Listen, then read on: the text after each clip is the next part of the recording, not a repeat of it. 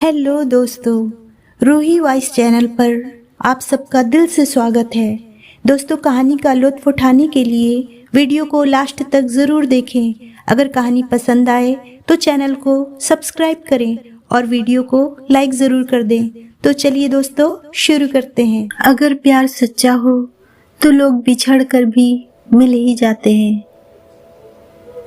तो दोस्तों, आज की कहानी है शगुन की। शगुन के घर वालों ने ज़बरदस्ती शगुन की शादी करवा दी थी। शादी के कुछ ही महीने बाद ही उसके पति शिवा का व्यवहार बदल गया। वो शगुन से हमेशा लड़ता ही रहता था। शगुन की शादी को लगभग 1 साल भी नहीं हुए थे और उसका तलाक हो गया। शिवा एक कंपनी में काम करता था और रोज़ शाम को देर से घर आता था, क्योंकि ऑफिस के बाद वो दारू पीने के लिए रुक जाता था।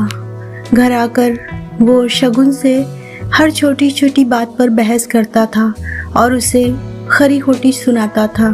वो शगुन को ये भी बोल देता था कि चली जा तू यहाँ से, मुझे तेरी कोई ज़रूरत नहीं, बहुत मिल जाएंगी तेरी जैसी।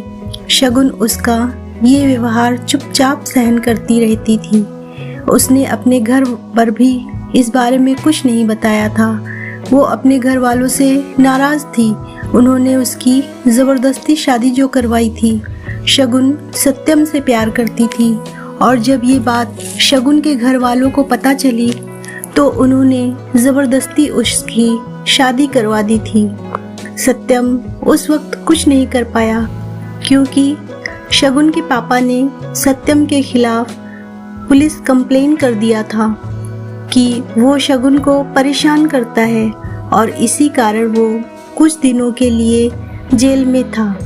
ये सब के बारे में शगुन को नहीं पता था। शगुन अपनी शादीशुदा ज़िंदगी में बहुत परेशान थी। कुछ महीने ऐसा ही चलता रहा। शिवा थोड़ा भी नहीं बदला।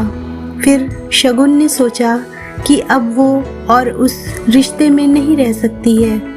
उसने शिवा से तलाक लेने का फैसला कर लिया और फिर उनका तलाक हो गया। तलाक के बाद शगुन ने अपने मम्मी पापा को सब कुछ बता दिया और उन्होंने शगुन को बहुत डांटा कि क्या हो गया था ऐसा कि तलाक लेना पड़ा। क्या करेगी अब, कहाँ जाएगी, कौन करेगा तुझसे शादी। ये सब सुनकर शगुन ने उनके साथ रहने से इनकार कर दिया।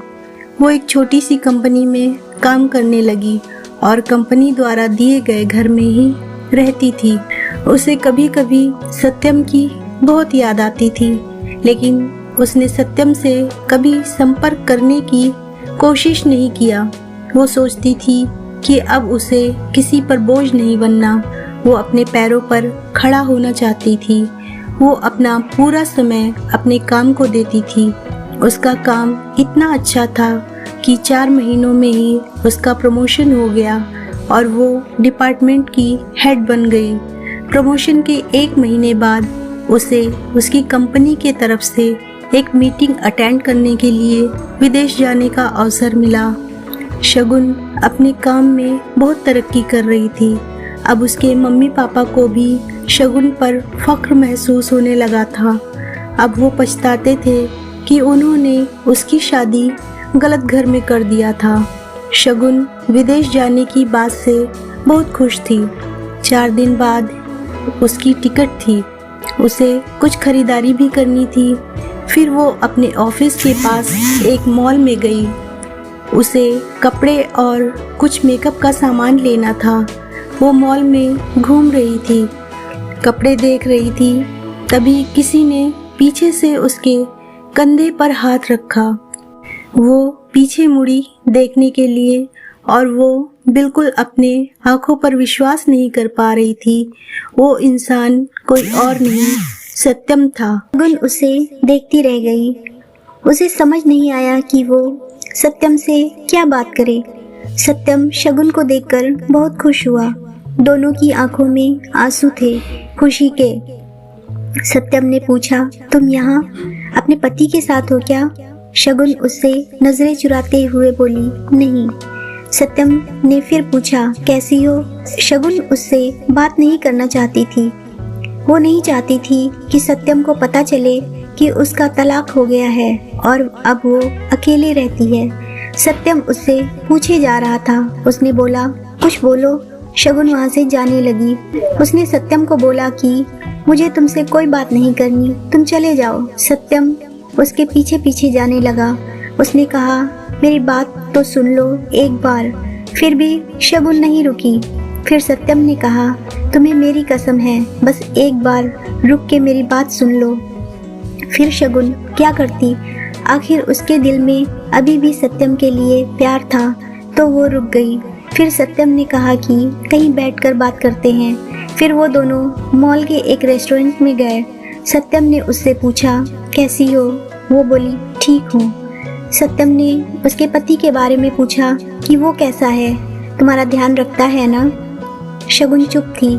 सत्यम ने बोला, क्या हुआ? तुम चुप क्यों हो? कुछ बोलो, तुम्हें कोई परेशानी तो नहीं है ना?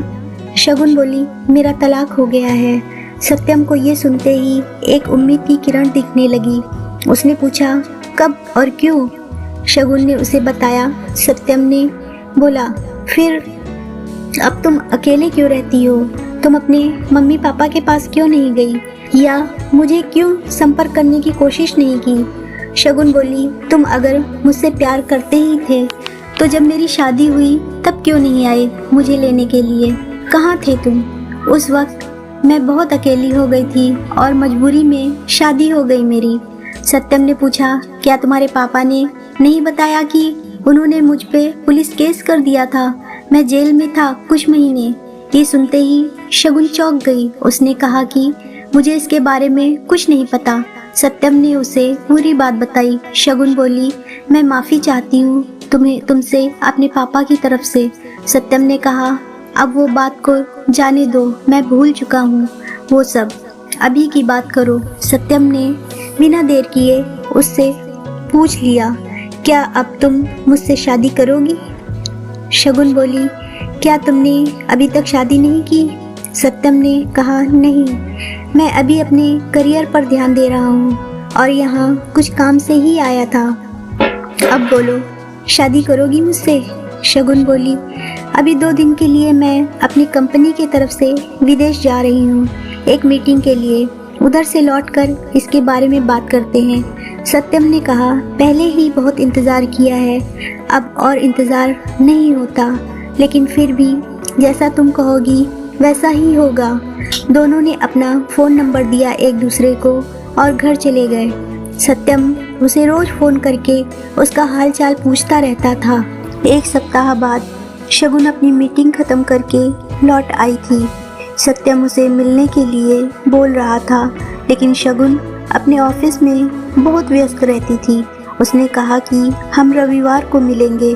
फिर वो दोनों रविवार को उसी मॉल में मिले। सत्यम ने पहले उसके मीटिंग और काम के बारे में पूछा कि सब ठीक चल रहा है ना? शगुन ने कहा, हाँ सब ठीक है। फिर सत्यम ने उससे शादी का पूछा। तुमने कहा था कि आके बताओगी शादी करोगी कि नहीं, तो अब बोलो क्या सोचा है? शगुन तो सत्यम से प्यार करती ही थी और अब उसे मौका मिला था अपने प्यार के साथ पूरी जिंदगी बिताने का। उसने हाँ कह दिया।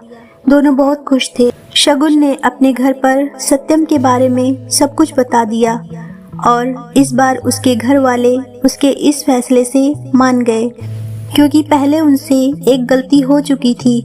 अब वो फिर से अपनी बेटी को तकलीफ में नहीं देखना चाहते थे। 1 महीने बाद उनके परिवार ने उनकी शादी करवा दी।